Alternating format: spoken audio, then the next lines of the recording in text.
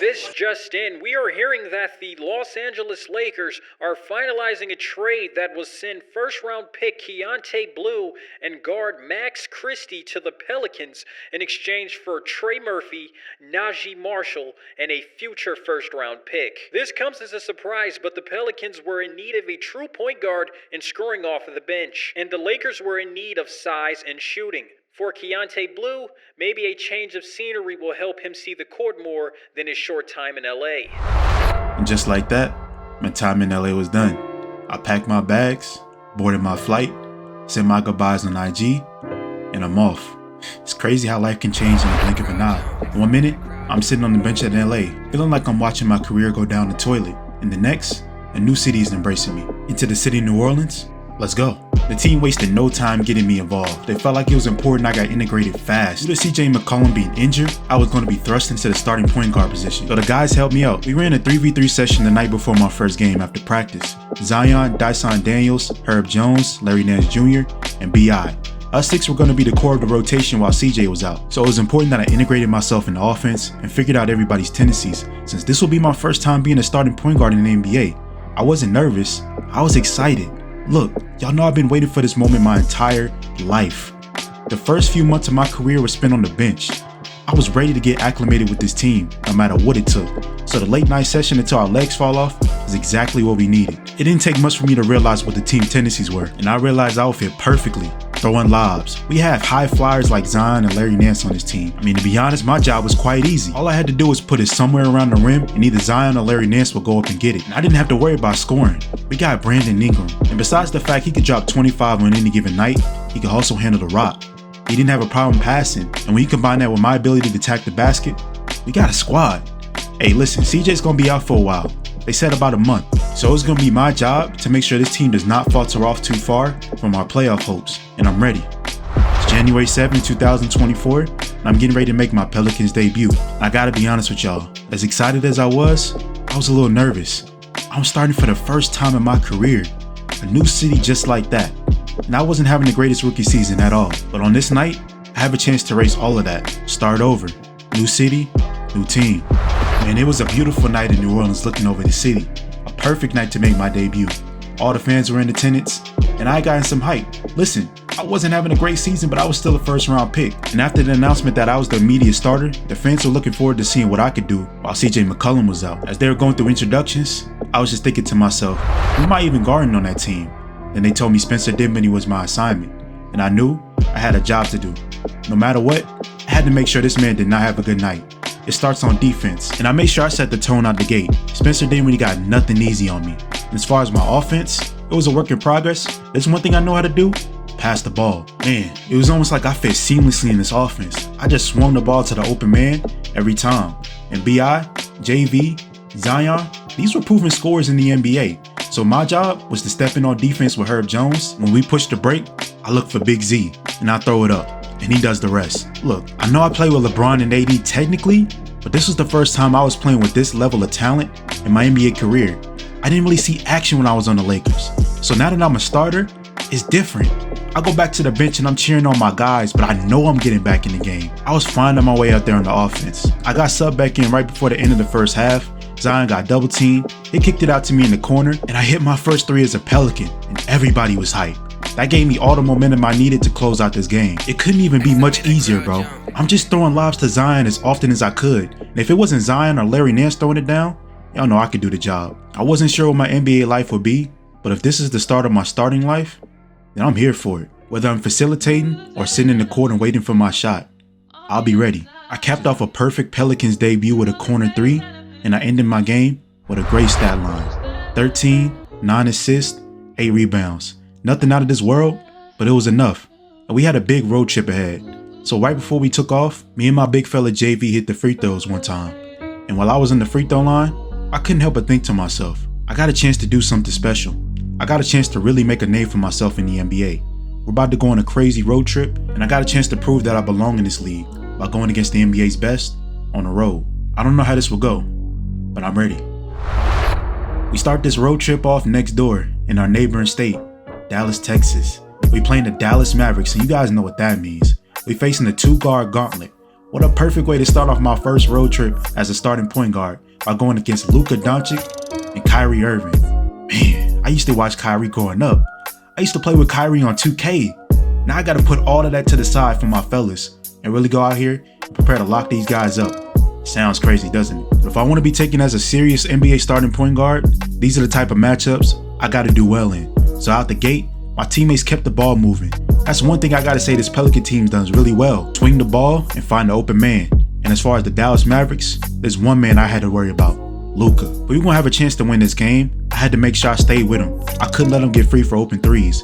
And on offense, I had to make sure I tried to attack him as often as possible to get him tired. Look, he ain't the most in shape guy, so I figured if I wear him down on offense with post-ups, he'll get a little tired on offense. That didn't work. This dude is a professional scorer. He had me going for fakes I should have never went for. But that didn't stop me from attacking the basket like I know how. He wasn't the greatest defender either, so it allowed me to have a pretty decent night on offense. I was hyped, but I had foul trouble, so I hit the bench. For most of this game, I watched. It was a reality check. Not everything goes your way in the NBA. You had to be prepared to stay in the game, not just play well. And what did I watch while I was on the bench? I watched Luka torch us in the first half for over 25 points. By the time I came back in the game, he was red hot, directing the offense. We were down, in desperate need of some direction on defense. And I had came to provide that, but it was a little too late. Luka had already found his magic. You know I'm a pesky defender, so I would get in there for a couple of loose balls. By that point, the damage was already done. We were losing this game by 15 in the fourth quarter. Well, all that was left for me to do was try to get a rhythm going for the next game. Listen, we were going to be on the road for a while, so it was important that no matter what, I figured out how to run this offense so it didn't affect the next game. And that's exactly what I did. I ended this game with 11 points, 12 assists, and the next game found us in Washington, D.C. to take on the Washington Wizards. And the game I felt like was a perfect chance for me and the offense to get back on track. There will be some minor frustration, confusion, typical. I just joined the team not too long ago and now I'm on a road trip. So to be honest, the fact that I'm finding my guys as easy as I am is a blessing. It's great. My teammates were enjoying it. They weren't even mad at me for real. They understood the circumstances and we balled out against Washington.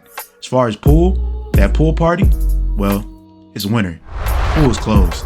I locked them up and had 13 points, 8 assists, not to mention 3 steals. But unfortunately, we would get hit with adversity as after the game, Zion was diagnosed with a broken left finger in his hand. And with CJ already out for the rest of this road trip in a few more weeks, it made this even harder. And we went into Boston, who was already the best team in the Eastern Conference, short-handed.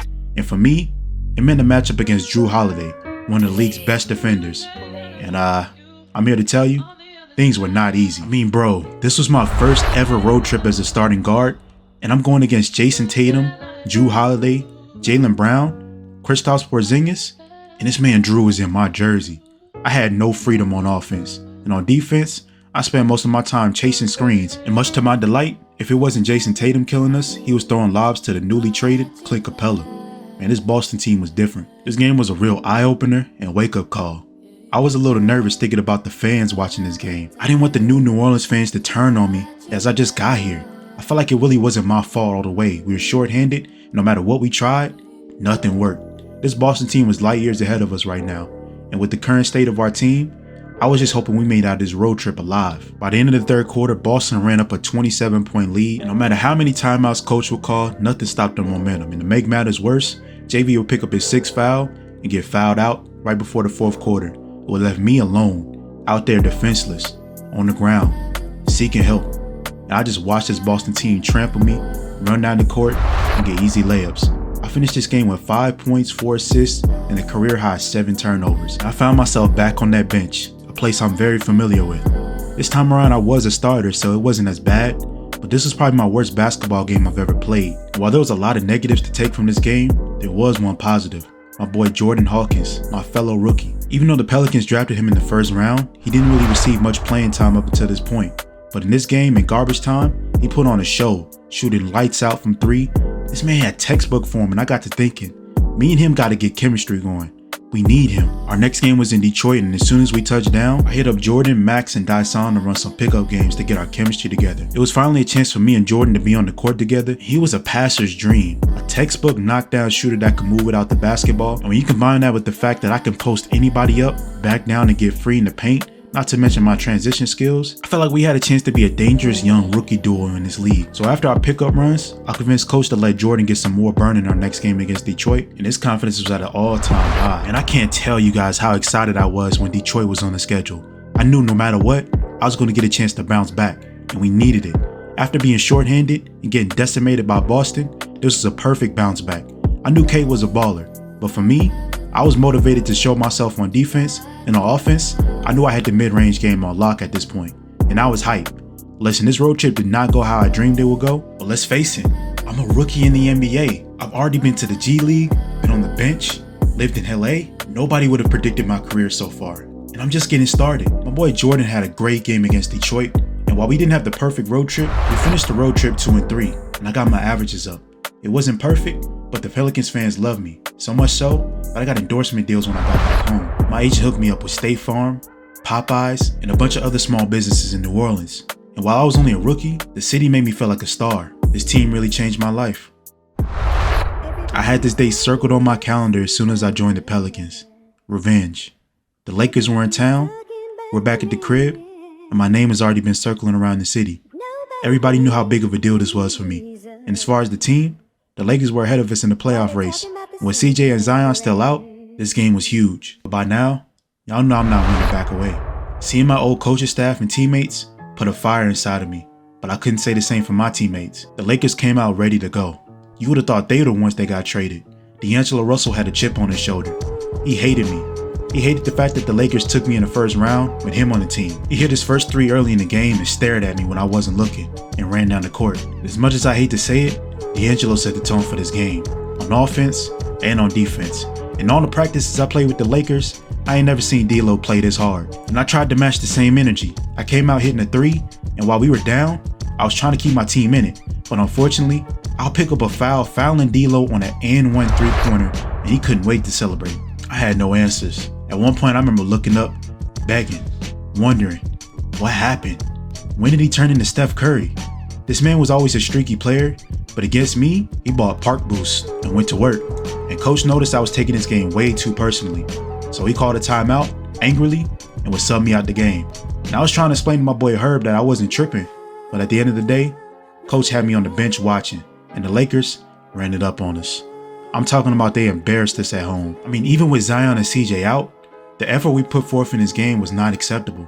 And the Lakers, they made a mockery of us. They had a point to prove. LeBron and this team wanted to prove that they were light years ahead of us as a team. They didn't care about CJ and Zion being out. Their only objective in this game is to kill our spirits, destroy our confidence. And speaking of destroy, he destroyed the rim right over Brandon Ingram. And I'm talking about LeBron was in a prime performance mode. They were up as much as 29 on us. LeBron would not stop the pain. He dropped 35 on 7 of 9 from the three-point line. I wasn't seeing LeBron shoot like this my entire life. Now he and D'Angelo are looking like Steph and Clay in their prime. And I couldn't do nothing but watch for most of the game. But even when I checked in, they were already on fire. D'Lo was getting to the basket any way he wanted to, and LeBron was stepping back to the half-court line and shooting threes. And there was times where they had me on AD, and I was crying for help. Inside, of course. And on the outside, D'Angelo was shooting threes right over my wingspan. And that was the most embarrassing loss we ever took as an organization, at least since I've been around. I ended the game with a triple single, 5 points, 5 assists, and 5 personal fouls. And while I took this loss harder than anybody else in that stadium, my boy Brandon Ingram tried to cheer me up. He reminded me that we were still in the playoff race and CJ and Zion were coming back soon. So keep my head up. You're just a rookie, bro. And I needed that. Grateful to have vets like him on the squad, bro. And as for the Lakers, they enjoyed this win. They were 1-0 on me. They had a secure playoff spot right now, and they were enjoying themselves. But that wasn't the last time I would see them. I knew that. After the Lakers beat down, I decided to go back home, release some steam, watch some college basketball. It's March, so the season's coming to a close, and I had some catching up to do. I've been traveling a lot of trades, I haven't been able to keep up, but I found out it's my youngin' Tay Cole from Chicago that I grew up playing with, went to Ohio State, and he ended up balling out. Right now they got him as a projected lottery pick, and in the game they were going against Tennessee, they had some Australian kid as the point guard, and the broadcast said that he reminds them of Josh Giddey. Guess we'll see. I flipped the game to Auburn, and they were facing Syracuse, a 2 top 10 team matchup. And this game had some old school feel to it. 2 big body centers going after each other, banging down low. Listen, I'm not entirely sure how they will do in the league, but the mock drafts got them kind of high. They're a little skilled, a little fast, a little talented. I'm not one to hate. I'm all for it. As I was getting ready to turn off this game, they highlighted one player in their team named Anthony Hardaway, their 2-guard.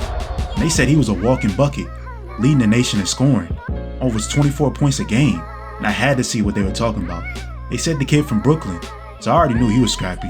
And all his buckets really came from mid-range or at the basket. He was somebody to watch out for.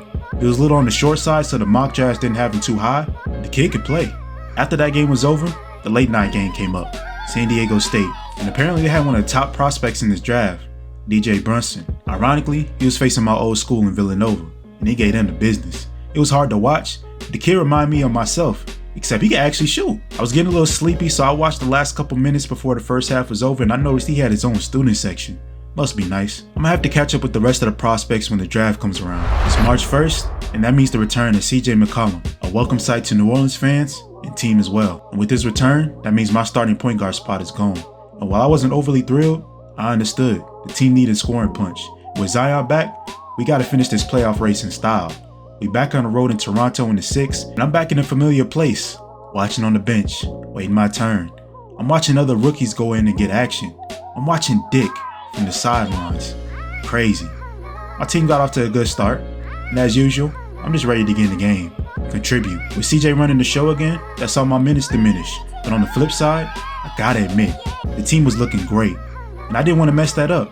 So whenever coach called my number, I was ready to just contribute, not do too much, just fill my role, play my lane. Your time will come, bro. We in the middle of a heated playoff push. We got a game against the best team in the NBA, the LA Clippers. Right now, every game matters for us as we're between the 3 and 7 slots, and it's tight. So on the road, we got to shut down Kawhi, Paul George, James Harden, not to mention Westbrook off the bench. It wasn't an easy task, but somebody had to do it. And for me, I started this game watching from the bench. As the usual, with CJ back, it made my job easier. I could come in later in the game after watching. In this game, I was watching my team get hammered, abused. The Clippers just had it going. I can't explain it, but the individual talent together just worked. With guys like PJ Tucker doing their job, the team was having one of the best regular seasons in NBA history. And what do I play in?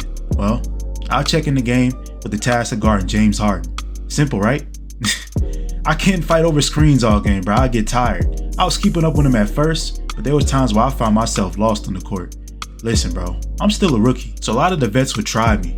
They was ready to see me on the court so they could take advantage of my mental. Luckily for me, my natural abilities on defense allowed me to hang in there, even when I was tired. But against great teams, it takes a great team effort. And we didn't have that all 48 minutes. There was times where Paul George, James Harden were just taking turns on us. And I gotta admit, even after reading the scouting report, I wasn't even ready for what I was facing. They really tested my patience and my will as a rookie. I was facing the best one-on-one talent in the league, and when I got on offense, I was exhausted. Not to mention, Paul George had 24-hour surveillance on me. No matter where I went, he followed my every step, knew my every move. I didn't have that deep of a bag, so it wasn't that hard, but at the same time, he was a blanket. He put me to sleep.